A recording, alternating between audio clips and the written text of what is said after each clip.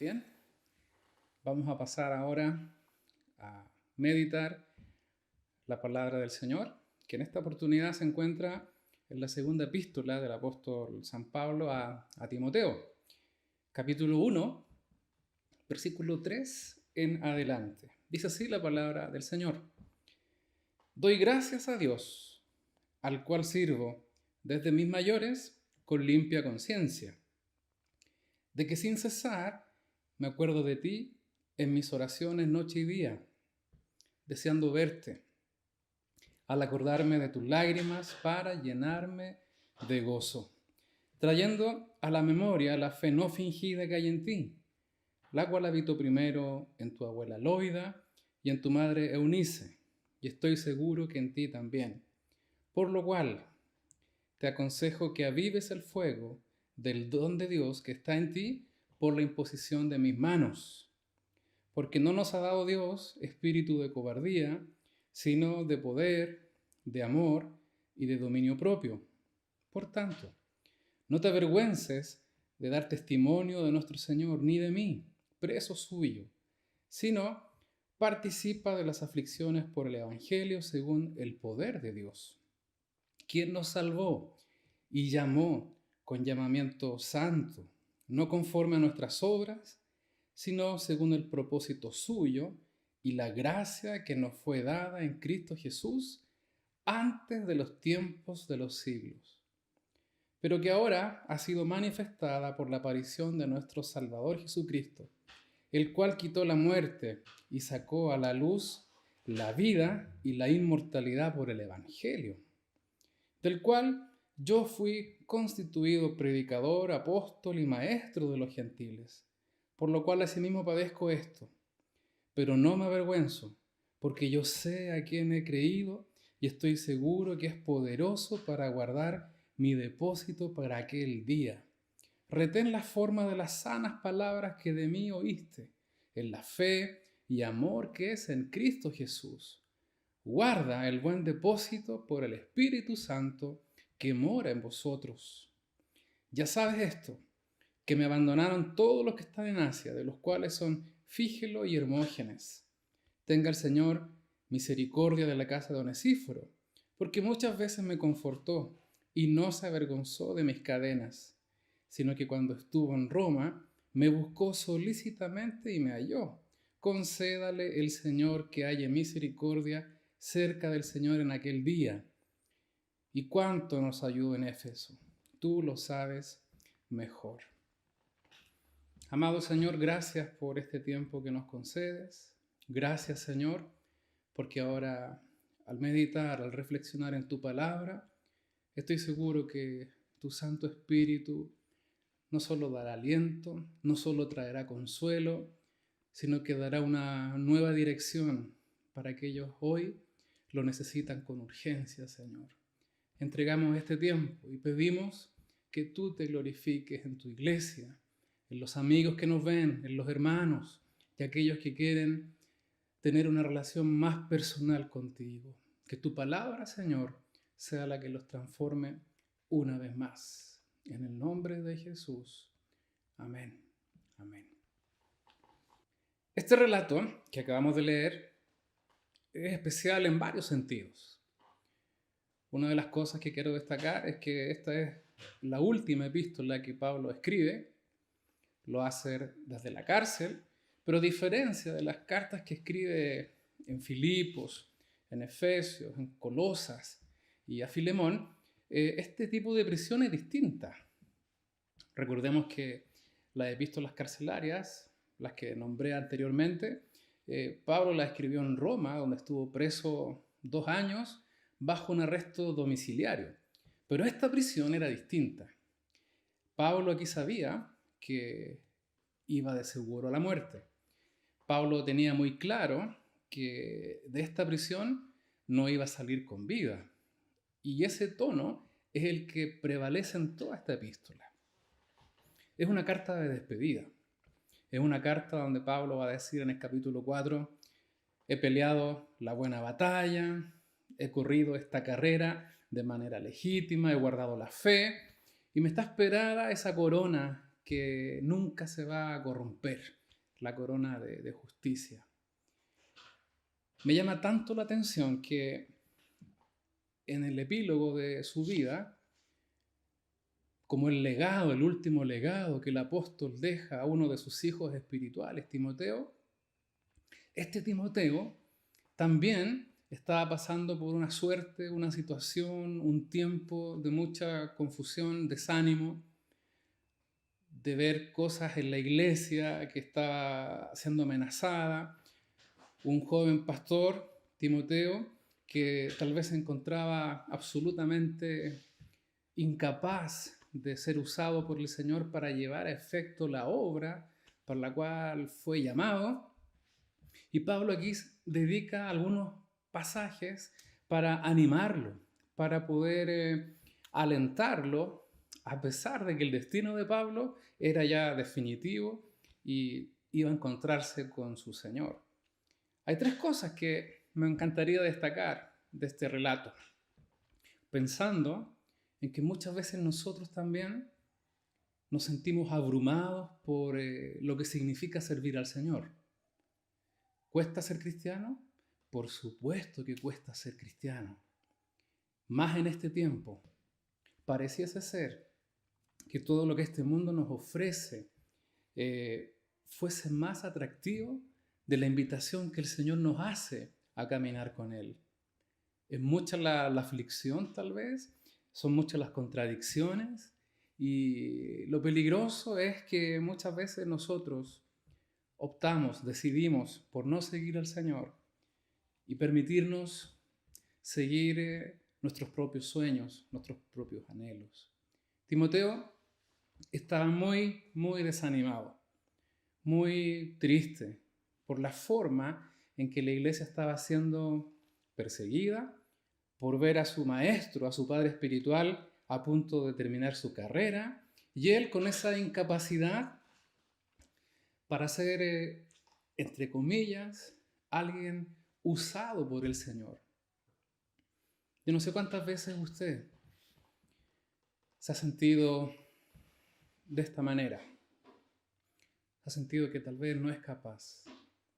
Se ha sentido que no vale mucho el esfuerzo que uno está haciendo para tratar de agradar al Señor, porque o la presión es mucha o las dificultades lo impiden y pareciese ser que esto no es para mí. Aquí hay una palabra que nos va a animar, que nos va a confrontar, que en medio de toda situación, por muy adversa que sea, tenemos una palabra, tenemos un mensaje, tenemos un propósito de Dios tan profundo que no habrá nada, absolutamente nada, que se interponga entre lo que Dios diseñó para ti, diseñó para mí, que no lo podamos cumplir en su nombre. Y no estoy hablando de pensar positivo, no estoy hablando de pensar en una prosperidad, estoy hablando de vivir esta vida con todos los matices, con todos los días soleados y grises, pero junto al Señor, con la convicción de que tú y yo podamos ser usados de una manera hermosa en este tiempo para que el Señor sea glorificado. ¿Qué necesitamos para ser animados? ¿Cómo podemos salir de estos bajones espirituales, por llamarlo de alguna manera? ¿Y cómo podemos volver al camino en el sentido de incorporarnos al lugar donde siempre hemos debido estar, con toda nuestra gana, con todo nuestro deseo, con toda nuestra convicción? ¿Cómo podemos hacer hoy día, en este tiempo ya de pandemia, 4 meses, donde parecer nos estamos acostumbrando a este tipo de reuniones online? ¿Cómo podemos ser usados por el Señor aún en este tiempo donde pareciera ser que es mucha la presión, es mucha la incertidumbre? Pareciera ser que Dios no está en control, pero no es así. En la semana me llamó un joven y me decía: Leo, ¿por qué si el Señor es todopoderoso no dice nomás la palabra y que se vaya esta pandemia? ¿Por qué si Él es bueno, por qué no permite que todo esto termine de una vez? Y claro, son pensamientos que uno tiene y Dios podría hacerlo. Pero recordemos que lo que vivimos muchas veces es consecuencia de malas decisiones del hombre, de la mujer, de la humanidad. Sabemos que en este mundo debemos enfrentar enfermedades porque es el precio, es el producto de haber pecado hace tantos años atrás, pero aún en ese escenario tan complejo, Dios sigue teniendo el control. Yo quisiera llevarlos a pensar o a descubrir cómo Pablo animó a Timoteo en este tiempo difícil. Tal vez tú estás pasando por un tiempo complejo. Tal vez necesitas ser animado, fortalecida en esta hora. ¿Qué mejor que ir a la palabra del Señor? ¿Qué mejor que descubrir los principios que en ella no solo encontramos, sino que podemos aferrarnos con todo nuestro corazón? En el versículo 3, Pablo comienza señalando que da gracias a Dios, al cual sirvo desde mis mayores con limpia conciencia, y de que sin cesar me acuerdo de ti en mis oraciones noche y día. Aquí Pablo da gracias porque se acuerda de Timoteo, día y noche lo hace, y el solo hecho de pensar en Timoteo produce gratitud en el corazón de Pablo, tal como ocurre con los hermanos en Filipos, capítulo 1, el mismo discurso, la misma expresión: doy gracias a Dios siempre que me acuerdo de vosotros. Y esa gratitud que Pablo expresa por otros no es porque le caen bien, no es porque son hermanos en la fe solamente, sino porque Pablo ha evidenciado que la vocación con la cual Cristo nos llamó también es evidente en la vida de estos hermanos y de Timoteo. Y esa vocación implica vivir de determinada manera, vivir santos y sin mancha, vivir para anunciar el Evangelio, vivir solo para el Señor. Y el motivo de gratitud de Pablo es precisamente ese: reconocer en otros la buena obra que el Señor comenzó, va a decir en Filipenses 1:6, y la va a completar hasta el día de Jesucristo. El Evangelio nunca vuelve vacío, vuelve en vano. Siempre comienza una obra y la va perfeccionando. Y aquí Pablo se pone como ejemplo. Dice que él ha servido a Dios desde mis mayores y con limpia conciencia.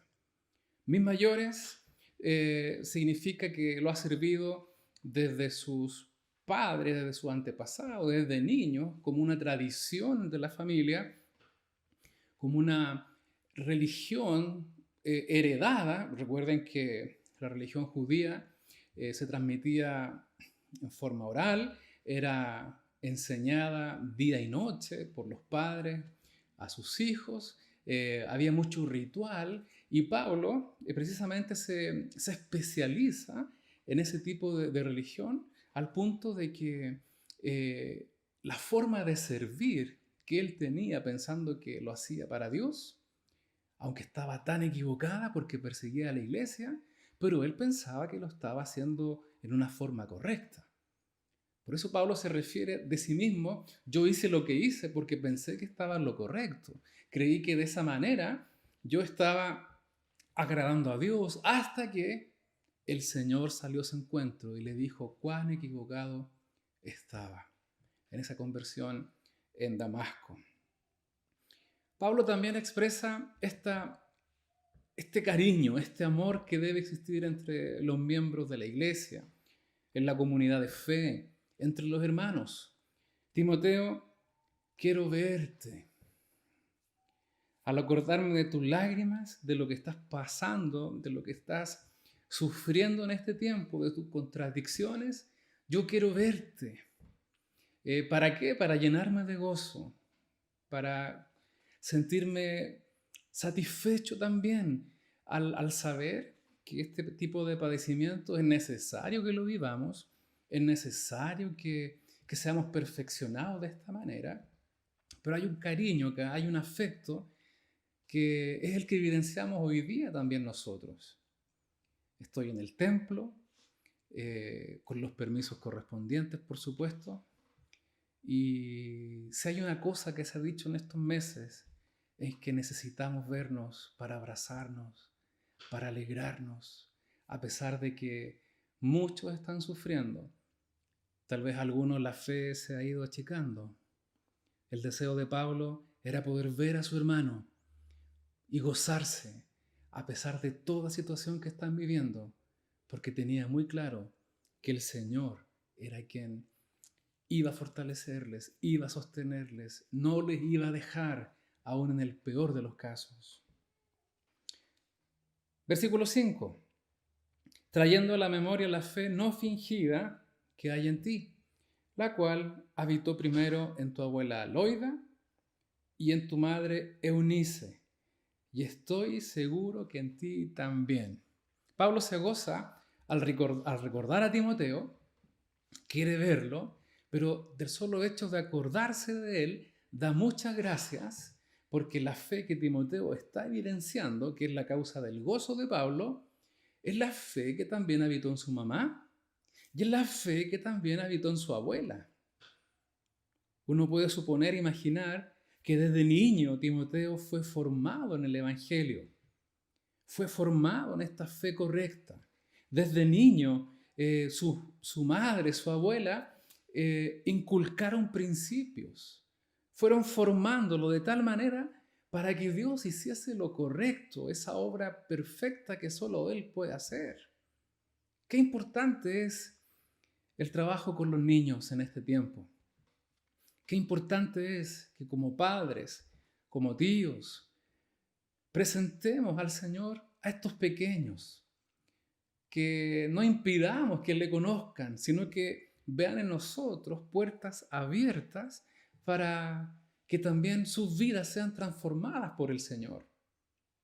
Pablo está validando aquí varias cosas. Está validando la fe de su familia, está diciendo que esa fe es la correcta, es la genuina, y esa fe es también la que él ve en Timoteo.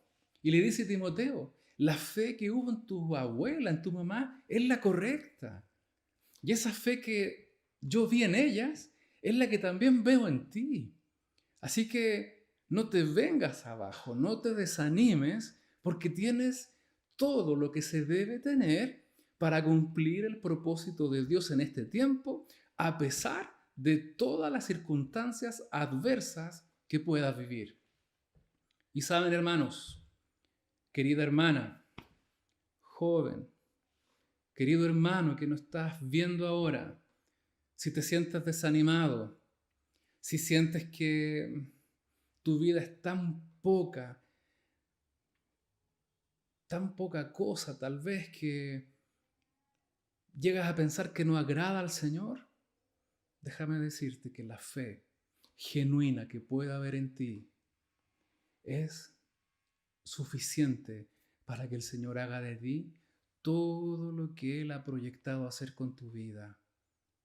No te vengas abajo, anímate, fortalécete, porque tienes todo lo necesario para seguir esta carrera, para levantar la mirada, levantar tu cabeza, para erguiros en este tiempo de dificultad y salir victorioso en el nombre de nuestro Señor, permaneciendo fiel a este evangelio tan maravilloso que nos ha rescatado y nos ha hecho nuevas personas, nuevas criaturas. Versículo 6 es un verso clave, pero tiene su contexto. Pablo le dice a Timoteo, por lo cual, es decir, por todo lo que yo he venido diciendo hasta ahora, que doy gracias a Dios cada vez que me acuerdo de ti, porque reconozco que la buena obra que comenzó Jesús en tu vida la está completando. Esa fe también habitó en tu mamá y en tu abuela, y es la que veo en ti, querido Timoteo.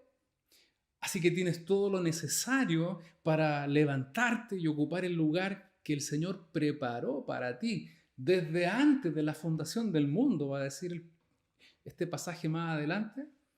Y Pablo le dice a Timoteo, por lo cual te aconsejo que avives el fuego del don de Dios que está en ti por la imposición de mis manos. Aviva el fuego del don de Dios que está en ti por la imposición de mis manos. Tremenda exhortación de Pablo a Timoteo. Tienes todo lo que se necesita, Timoteo. Ahora te toca a ti. Te toca poner de tu parte y avivar el fuego del don de Dios que ya está en ti. Está en ti. Querida hermana, querido hermano, es hora de que tú avives el fuego del don de Dios que está en ti.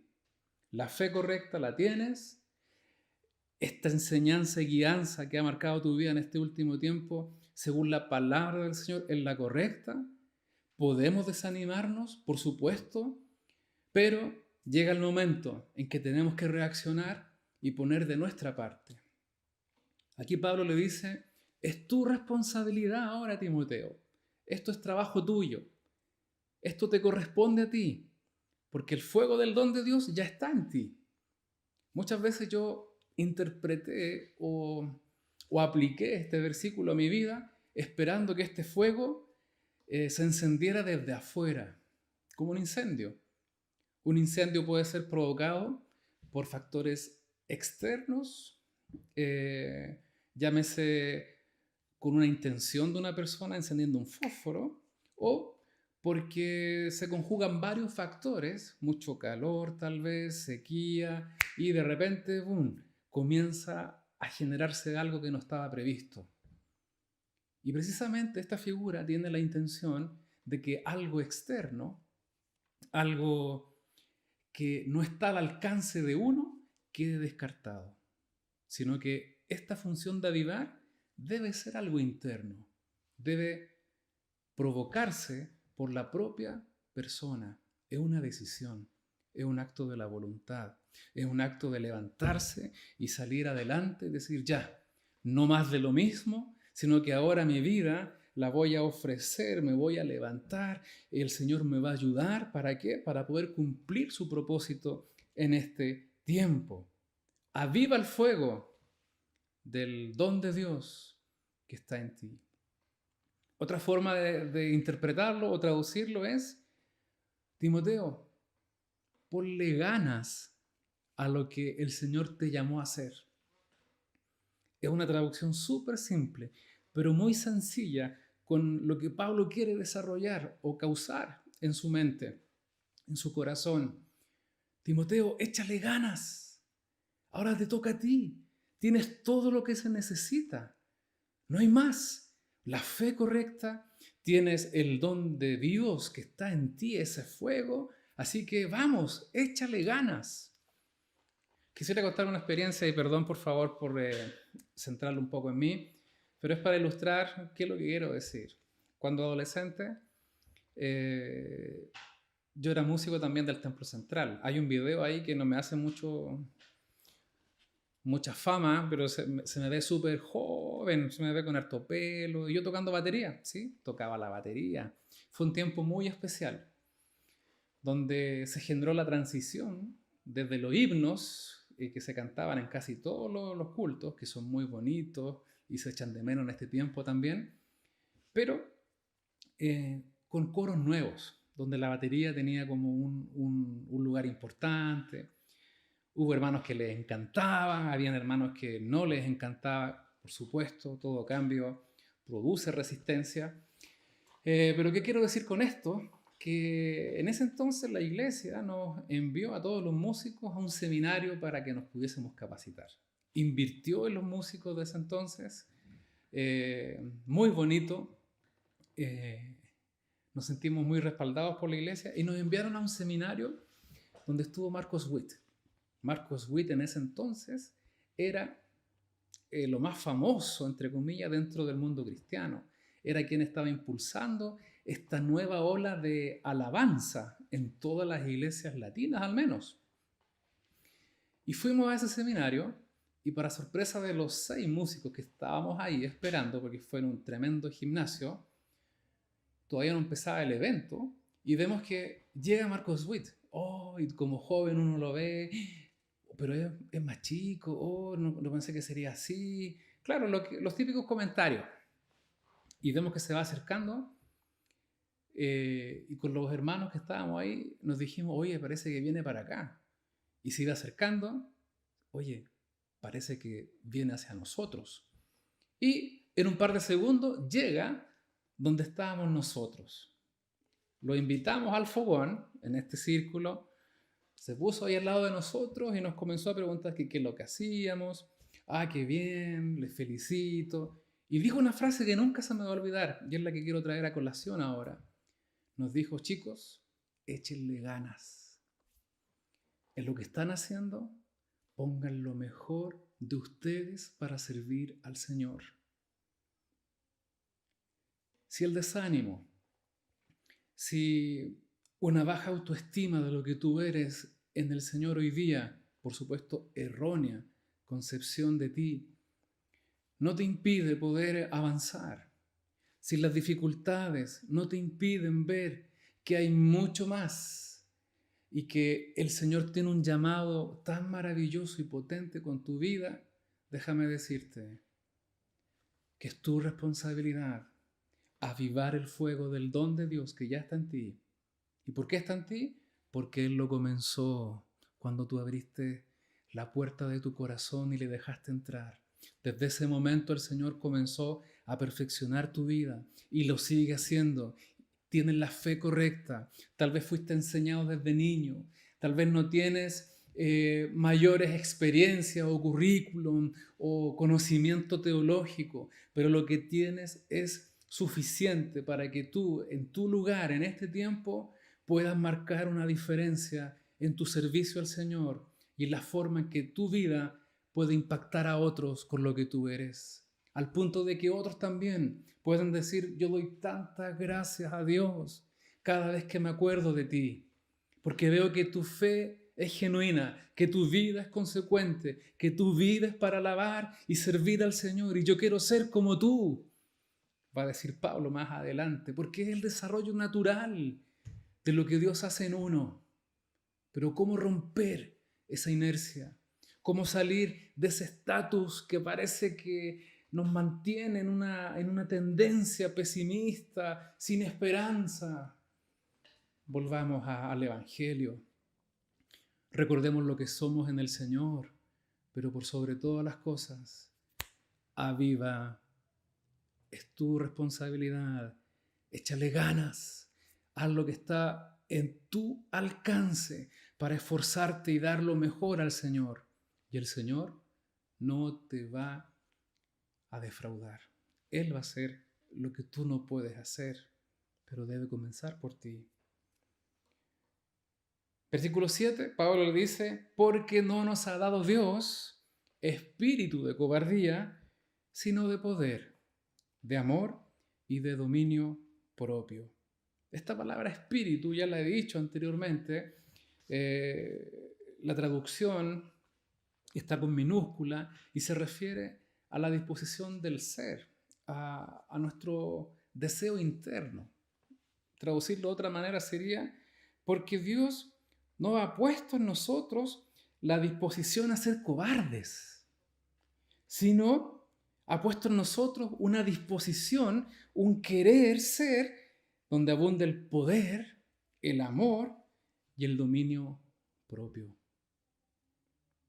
Tenemos todo lo necesario para salir de un tiempo de desánimo, para salir de un tiempo de confusión, para salir del statu quo o de una forma de vida parejita, donde parece que no hay nada y como que todo está tranquilo.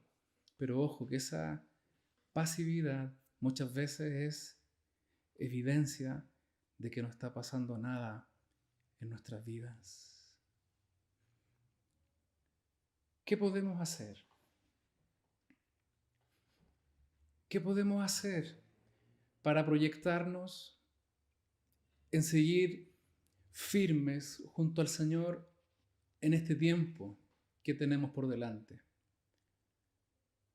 ¿Qué podemos hacer al saber que no estamos solos sufriendo o padeciendo situaciones, sino que varios de nosotros tal vez vivimos las mismas experiencias? ¿Cómo podemos confortarnos si no nos vemos? Bueno, Pablo tenía esta necesidad.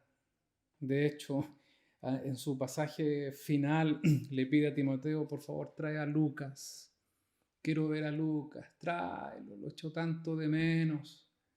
Y yo sé que usted me entiende, hermano, hermana, cuánto necesitamos vernos, abrazarnos y poder expresarnos esto tan genuino que sentimos, que somos iglesia, que nos amamos, que nos pertenecemos, que nos tenemos, que nos confortamos.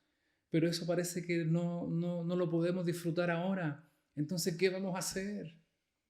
¿Qué podemos hacer? Aquí el Señor nos dice claramente que esa fe genuina es lo más importante para seguir nuestro caminar, aunque nos sintamos solos. Esa fe genuina que tal vez se nos ha enseñado por muchos años es la fe correcta y es la que necesitamos para enfrentar el día malo. Tal vez este es el día malo y tenemos todo lo necesario, todo lo correcto. ¿Para qué? Para que en este tiempo tú y yo pongamos lo mejor de nosotros, para que la obra buena que Dios comenzó en nuestras vidas, ese don de Dios, ese regalo, ese charis, ese regalo no merecido, ese fuego que está en nuestras vidas, comience a arder y comience a quemar aquellas cosas que no agradan a Dios. Es tu responsabilidad que ese fuego arda en tu vida. ¿Y por qué no permitir que comience hoy día? ¿Por qué no permitir que hoy día tu vida vuelva a arder? ¿Qué es lo que tienes que dejar? ¿Qué es lo que tienes que dejar morir? ¿A qué tienes que renunciar? ¿A qué tienes que dejar de tener temor? Confía en Dios. Vuelve al centro de su voluntad y déjate guiar por Él. Que en este tiempo no solo hablamos de superar la pandemia, no, esa es una mirada muy limitada, muy a corto plazo. Algunos quieren volver luego a reunirnos para volver a la normalidad, pero saben, ya nada va a ser como antes. El Señor viene tan pronto por su iglesia y necesita que tú y yo actuemos como carbones encendidos. ¿Para qué? Para que en este último tiempo podamos irrumpir con su evangelio a quienes lo necesitan, al punto de que otros se refieran a nosotros mismos. Yo quiero ser como tú, yo quiero ser como tú. Yo veo en ti esa fe distinta, algo nuevo. Señor, haz esa obra en mi vida. Y el Señor va a hacer todo esto y más con aquellos que hoy reconozcan: Señor, te necesito. No se trata de pasar de un estado de ánimo a otro. No. Se trata de que tú trabajes en mi corazón, en mi mente, con el fin de que todo lo que soy, Señor, te agrade de una manera tan genuina. Estamos seguros de lo que tenemos es suficiente. Con lo que tenemos vamos a ganadores, hermanos. No necesitamos que nadie más venga y añada algo externo, porque el Evangelio es suficiente para transformar nuestras vidas en este tiempo. Que el Señor les bendiga. Por favor, permítame orar para que esta reflexión traiga un fruto en su vida y que ese fruto comience a evidenciarse hoy. ¿Por qué esperar? ¿Por qué esperar a tener que volver a reunirnos? ¿Por qué esperar a que todo vuelva a la normalidad? ¿Por qué esperar si la necesidad es hoy día? Por lo mejor de tus esfuerzos para avivar el fuego del don de Dios que ya está en ti, que es evidente que está, que es lo correcto, ha dado evidencia de que es la fe correcta. Sí, ahora te toca a ti. Tal vez eso pasa por tomar decisiones. Tal vez eso pasa por decidir renunciar a pecar. Tal vez eso pasa por decidir dejar de tambalear en tu caminar con el Señor y poner todo lo mejor de ti, aquello que realmente está en ti y que depende de ti, para que esto arda al punto de que pueda consumir a otros también. Señor, te damos tantas gracias porque creemos firmemente que tu palabra llega a tiempo y fuera de tiempo, porque creemos también que tu palabra es suficiente, es poderosa, porque el Espíritu Santo es quien nos habla, nos ilumina, nos confronta, nos conmueve. Señor, y en esta hora, en la tranquilidad de los hogares de mis hermanos, Señor, yo ruego que puedas visitarles, que puedas hablarles, Señor, que puedas salir al encuentro nuevamente de sus vidas y animarles, Señor, hacerles saber y sentir que no están solos, hacerles saber y sentir con toda claridad que aún en tiempos de confusión y de desesperanza, tú no has dejado de ser Dios y sigues proyectándote con sus vidas, aunque ellos se consideren tal vez incapaces, insuficientes, llenos de errores, llenos de imperfecciones. De eso se trata, Señor. Que toda gloria sea tuya y no nuestra. Te ruego que halles, que encuentres en la vida de mis hermanos ahora corazones dispuestos, sinceros, genuinos, para ser tratados por ti, para entrar al taller del Maestro y permitir que sus vidas, Señor, sean perfeccionadas. Y Dios, cuando volvamos a vernos, si es que tú lo permites, que podamos alegrarnos, gozarnos al ver ese trato tan profundo que has hecho en cada uno de nosotros y que trae tanta evidencia que glorifica tu nombre. Lo pido, Señor, en tu nombre. Lo pido, Señor, para que tu nombre sea glorificado en tu iglesia en este tiempo y aquellos que han estado, Señor, en una situación anímica o espiritual tan necesitada, que tu palabra y tu Santo Espíritu en esta hora haga esa obra maravillosa en sus vidas. En el nombre de Jesús.